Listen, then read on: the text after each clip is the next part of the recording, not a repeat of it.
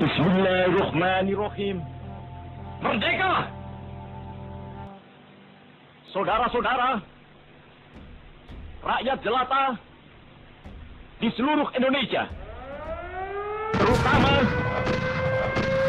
kita semuanya telah mengetahui bahwa hari ini tentara Inggris telah menyebarkan pamflet-pamflet yang memberikan suatu ancaman kepada kita semua.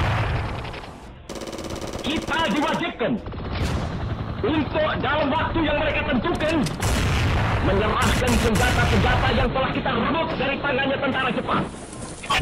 Mereka telah minta supaya kita datang pada mereka itu dengan mengangkat tangan. Mereka telah minta supaya kita semua datang pada mereka itu dengan membawa bendera putih, tanda bahwa kita menyerah kepada mereka.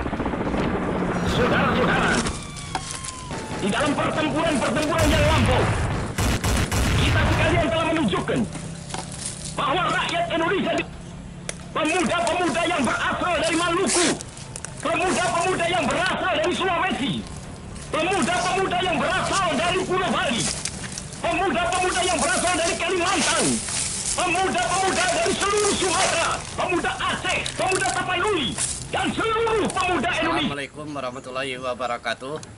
Selamat sore, sahabat MAC. Saat ini kita berada di makam syuhada yang gugur di zaman PDRI pada tanggal 20 Juni 1949. Di makam ini adalah makam pejuang yang berasal dari Nagari Piobang, masing-masing bernama Bapak Damensah, Ketua BPNK Nagari Piobang. Yang kedua adalah Bapak Martinez, suku Kutianya. Yang ketiga adalah Pak Ipun, suku Koto. Yang keempat adalah Bapak Hasan Basri, suku Caniago. Yang kelima Bapak Muhammad Rashid, yang beliau sendiri berasal dari Bonjol dan mempunyai istri orang Piobang.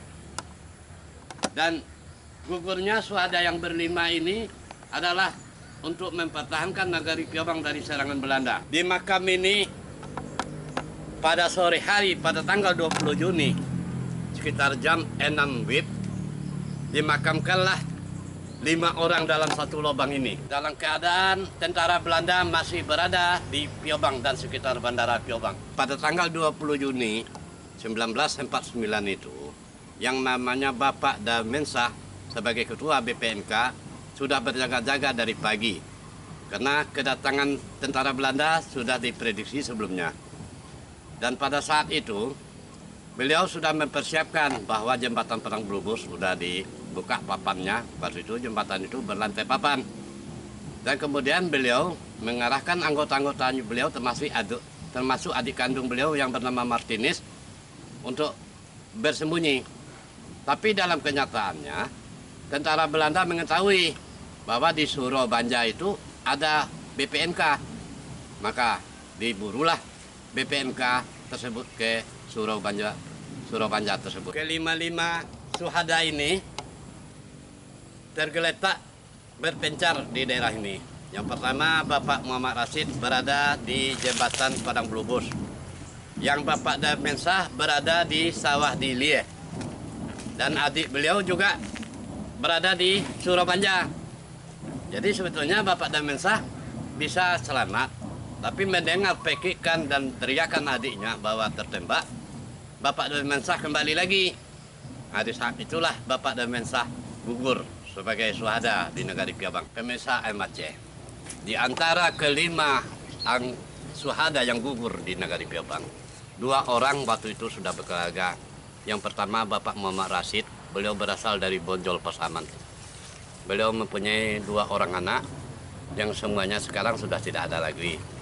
Kemudian yang Bapak Damensah mempunyai satu orang anak bernama Marjan, yang kini bergelar Datuk Mengkuto, suku Koto. Dan 3-nya lagi Bapak Hasan Basri, Bapak Ipun, Bapak Martinez waktu itu masih remaja sebagai tentara pelajar yang ikut di Front Lampasi. Pemirsa MAC, marilah kita pergi ke rumah daripada salah seorang anak dari syuhada yang gugur ini yang masih hidup sampai sekarang, yaitu Bapak Marjan Datuk Mengkuto. Ini adalah tubuh syuhada yang berlima di Nagari Piobang yang saat ini sudah lebih 20 tahun terbengkalai dan tidak pernah lagi dibangun atau diselesaikan pembangunannya. Di jembatan ini pada tanggal 20 Juni 1949 Bapak Muhammad Rashid sebagai PPNK Nagari Piobang bersama Bapak Hasan Basri gugur di jembatan ini kena kekejaman tentara Belanda. Dan di jembatan ini pula lah tentara Belanda gugur sebanyak 1 orang. Ini adalah Musala Nurul Ihsan yang dulunya di zaman PDRI bernama Surau Banja. Yang anak Nagari Piobang menyebutnya Surau. Yang sekarang sudah menjadi Musala Nurul Ihsan. Dan disinilah Bapak Dalmensah berdua beradik dengan Bapak Martinez gugur sebagai syuhada. Dan Bapak Ipun di sawah yang ini namanya sawah Dili. Nah, disinilah 3 orang syuhada Piobang itu gugur. Jadi di antara yang berlima itu tempatnya berpencar-pencar. Nah, ini namanya sawah Dili. Disinilah gugurnya syuhada yang berlima itu, bertiga itu.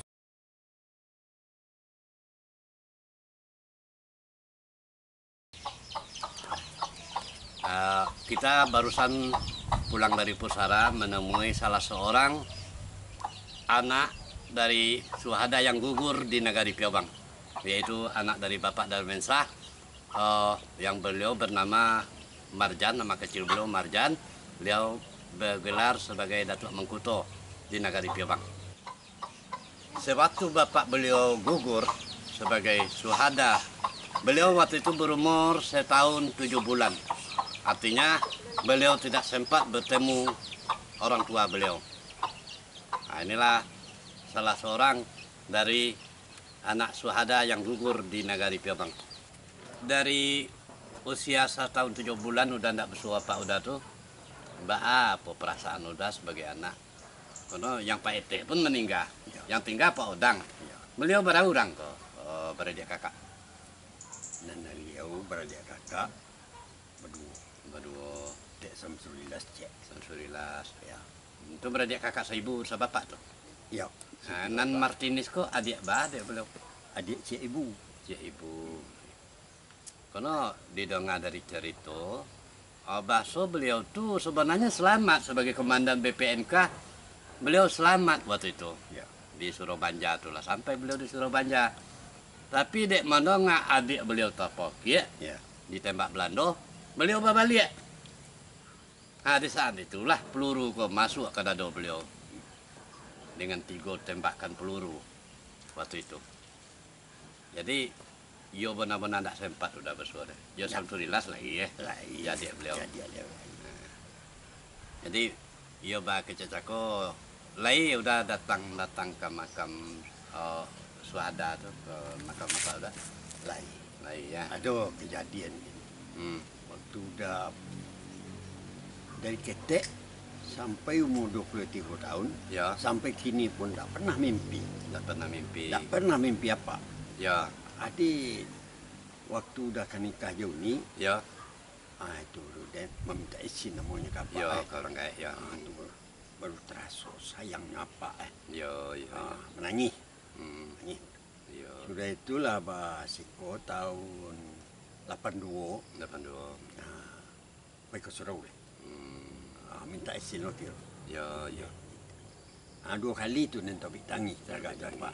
Tapi tidak pernah rasa bermimpi atau membayangkan cerita-cerita kok dah dari apa kok tidak pernah dah ya. Mungkin kok mungkin. Ya dari tahun 63 dah kan ke Surau. Ya, Beraya dekat Saman. ya.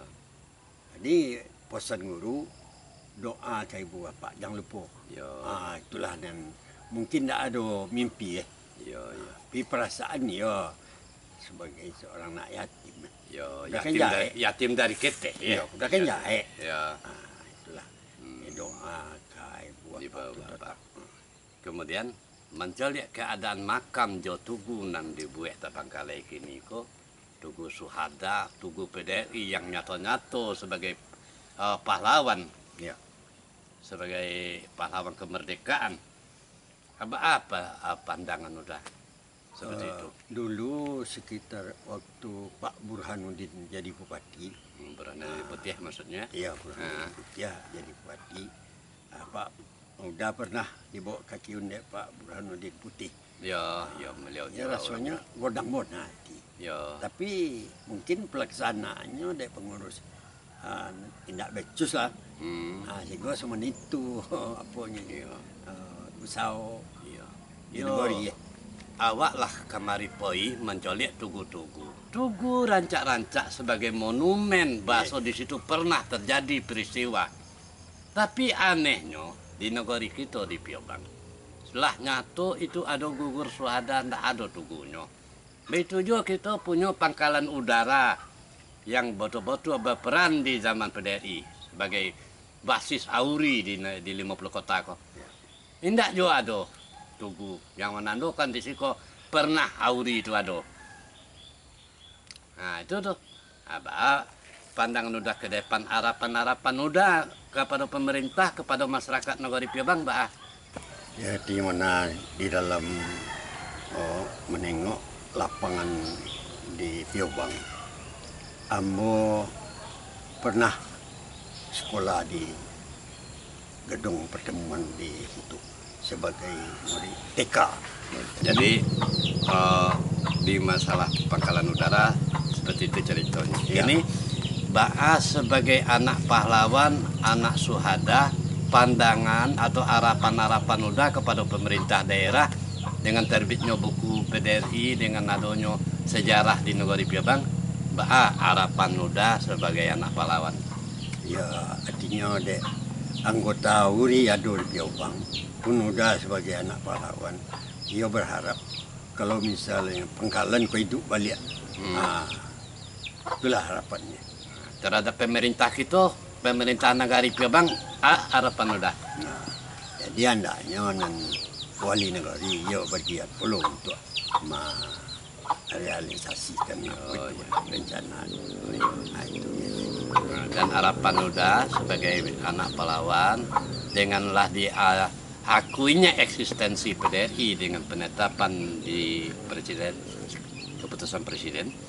Tentu harapan-harapan sebagai anak-anak pejuang, tentu kedepannya PDRI ke betul-betul milik masyarakat Minangkabau. Kan gitu ya, Daya? Ya. Nah, melihat kondisi yang ada daripada makam Suhada nomor 5, salah satunya almarhum Bapak Uda, Ya.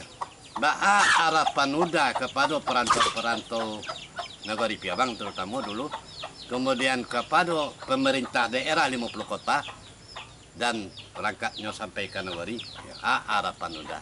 Karena kan tabakalai kini tuh. Tidak seperti layaknya sekubu pelawan, makam pelawan. Iya, iya. Nah, padahal kalau kita pikir, banyak makam pahlawan di Sumatera Barat. Makam Suhada nomor 5 Cik Lubangko baru iko. Hanya satu-satunya. Nah, harapan udah lah kepada pemerintah, kepada anak Nagori, kepada Yang pertama masyarakat sekali, Piobang. yang pertama sekali tentu kan anak negeri. Ya. Hendaknya ada satu kesatuan ini untuk baik pusaro mendiang apa gua. Ya, Suhada melimo ya. Sudah. Sudah itu juga ke perantau-perantau dapat bantulah dari antau anak ini. Iya. Dan kepada pemerintah didorong pula lah masyarakat kok untuk menggaan monumen lah sebutnya. Ya yang takona di tahun-tahun 80-an itu kita kan ada upacara-upacara di situ. Iya. Yang salamu pokoknya ndak ada oleh dulu masa-masa sekolah di SD. Situ upacara Di situ upacara Hari Pahlawan. Upacara Hari Pahlawan 17 Agustus. Anak kini ndak ada. Kita harapan kita bupati yang kini betul-betul melestarikan sejarah dan budaya termasuk gubernur kita. Ya. Karena memang itu nyatu ada makam Suhada, makam pahlawan di Piobang yang tidak diketahui publik selama Pahlawan tak dikenal. pahlawan tak dikenal.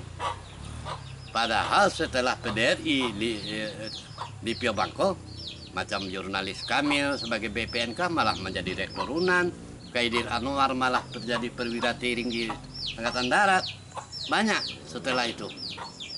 Sementara yang jadi martir, ya yang swadana belimo kok.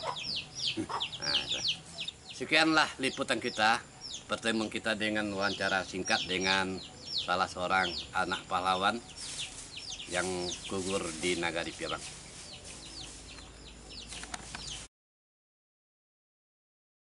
Proklamasi. Kami, bangsa Indonesia, dengan ini menyatakan kemerdekaan Indonesia. Hal-hal yang mengenai pemindahan kekuasaan dan lain-lain diselenggarakan dengan cara saksama dan dalam tempo yang sesingkat-singkatnya. Jakarta, 17 Agustus 1945, atas nama bangsa Indonesia, Soekarno, Hatta.